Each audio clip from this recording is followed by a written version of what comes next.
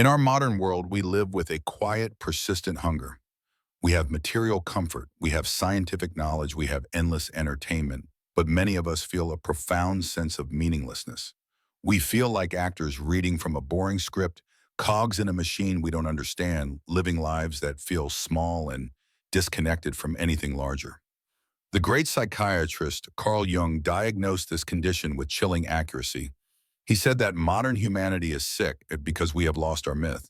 The great collective myths, the religious stories, the cultural epics, the folklore that once gave our ancestors a map of the cosmos and a sense of their place within it have lost their power for many of us. In a world explained by science and rationality, we have become disenchanted. But the need for a myth for a guiding story has not disappeared. The soul still starves. Jung's radical and life-giving solution was this. If the collective myths are dead, then the modern individual's ultimate task is to discover and live out their own personal myth. This is not an invitation to delusion or fantasy. It is a call to the most important psychological and spiritual work of our time, to find the unique sacred story that your soul is trying to tell and to make that story the compass for your life. How does one find a story that is hidden in the depths of their own soul? A personal myth is not something you invent with your conscious ego. You cannot sit down and decide my myth will be a hero's journey. That is just the ego creating another ambitious project for itself. Instead, a personal myth is something you discover. It is something that reveals itself to you, and the source of this revelation is the unconscious. The clues to your personal myth are hidden in the symbolic language of your inner world. They are in your dreams, especially the recurring ones. What are the central images, feelings, and characters that appear in your dreams again and again? They are in your fantasies and daydreams, the spontaneous stories your mind tells itself when it wanders. What do you long for? Who do you imagine yourself to be? The clues are in the stories, movies, and characters that fascinate you.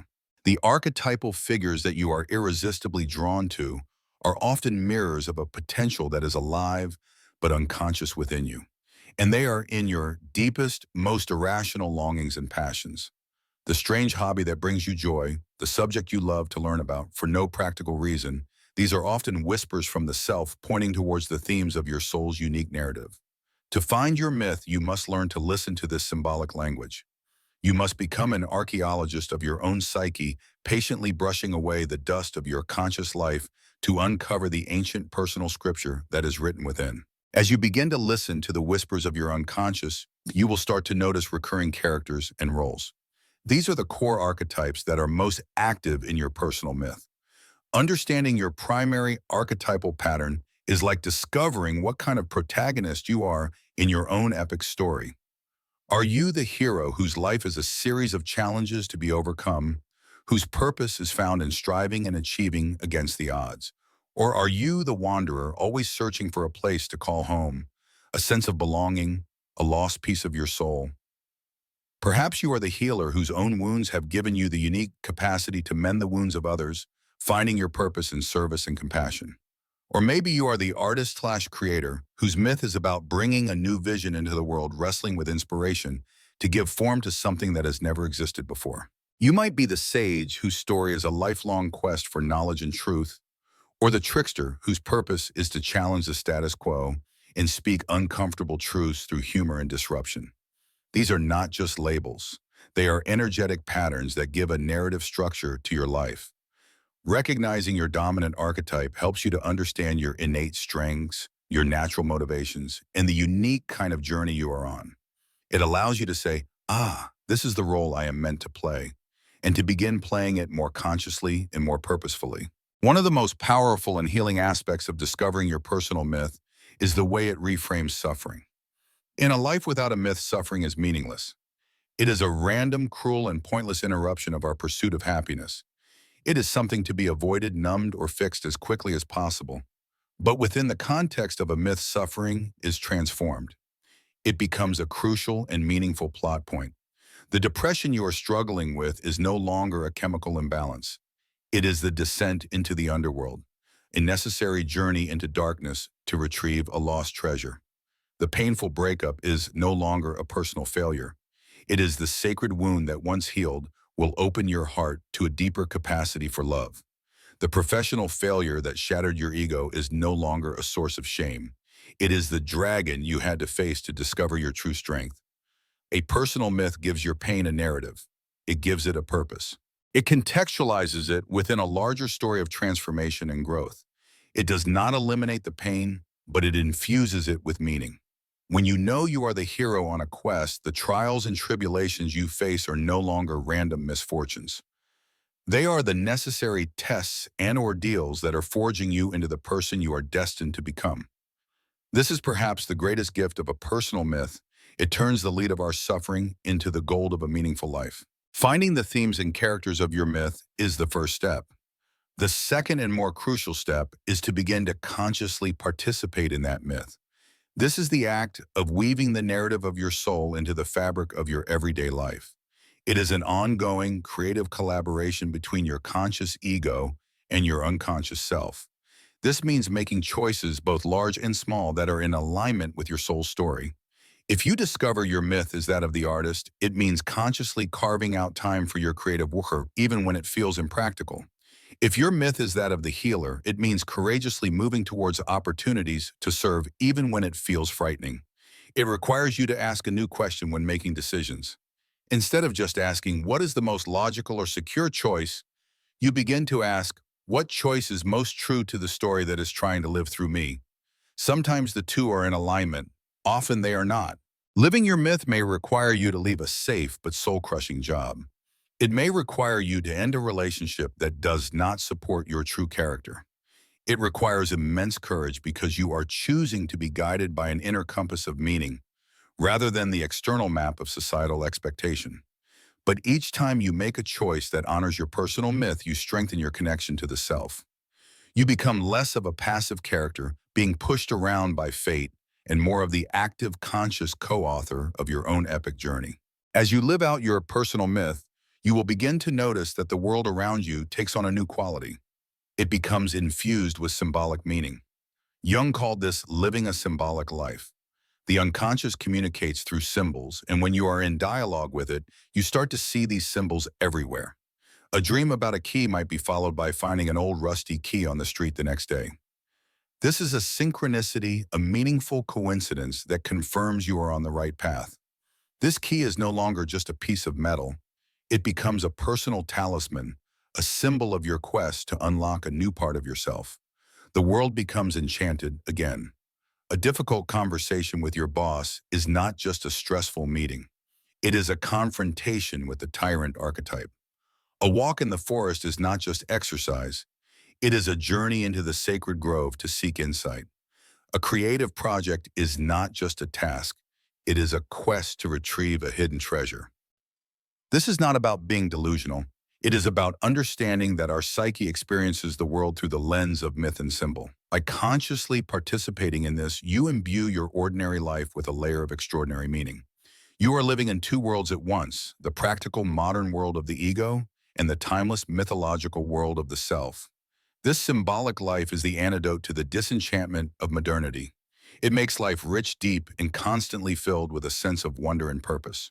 The journey of finding and living your personal myth is, in essence, the story of the relationship between your ego and yourself. In a life without a myth, the ego is the lonely, anxious protagonist. It believes it is the sole author of your life, and it feels the immense pressure of that responsibility.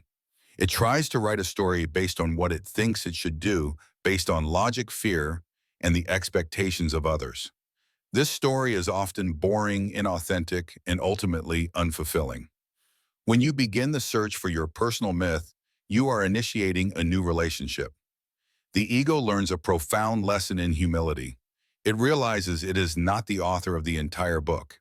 It is the main character and perhaps the co-author of a story that is being written by a much older, wiser intelligence, the self. The ego's new job is to become a good protagonist, to be courageous, to listen for the plot twists whispered by the unconscious, to follow the strange clues, to face the monsters, and to consciously interpret and act upon the unfolding narrative. The ego becomes the hero and the self becomes the divine author or the great director guiding the play. This partnership is the essence of a conscious life. It is the balance between doing and being, between personal will and surrender to a greater intelligence. It is the ego learning to trust the story of the soul. This path of discovering and living a personal myth is not easy, but it is deeply practical. It begins with a simple act of listening.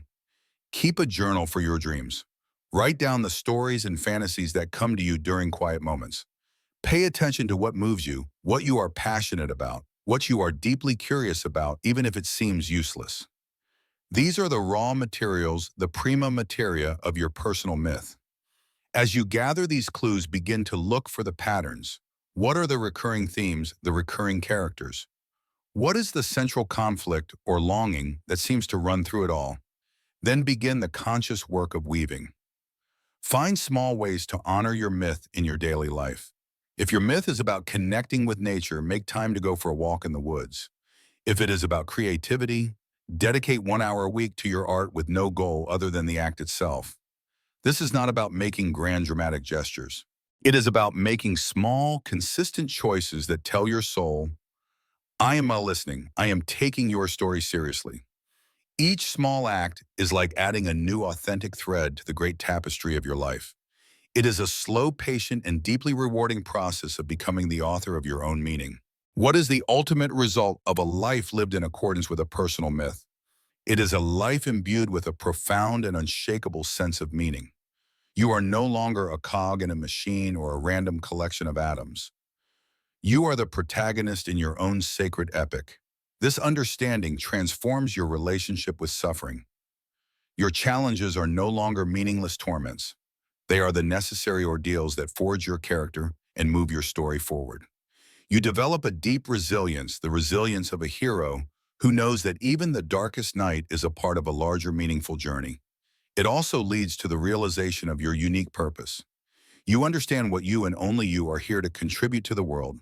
Your personal myth is your unique gift to the collective. By living it, you bring a new pattern, a new story into the world, enriching the whole. And finally, it brings a sense of deep peace. It is the peace that comes from knowing you are living the life you were meant to live. You are in alignment with the deepest truth of your own soul. You have stopped trying to live someone else's story and have finally come home to your own. The world may still be chaotic, but you have found your place within it. You have found your myth. In the end, Carl Jung's call to find our personal myth is his most powerful and relevant message for our time. He understood that the human soul cannot survive in a world stripped of meaning, symbol, and story. He knew that the only way forward was not to look backward to the old collective myths, but to look inward to the unique personal myth that lies dormant within each of us. This is a courageous, creative, and deeply individual path. There is no one-size-fits-all formula. Your myth is as unique as your fingerprint. The journey to discover it is the greatest adventure you will ever undertake. It requires you to be a detective, an archaeologist, an artist, and a hero. It requires you to face your fears and to listen to the faintest whispers of your heart. It is the work of a lifetime, but it is this work that transforms a simple existence into a meaningful destiny. It is what allows you to look back on your life not as a series of random events, but as a complete, beautiful, and sacred story that was yours and yours alone to live.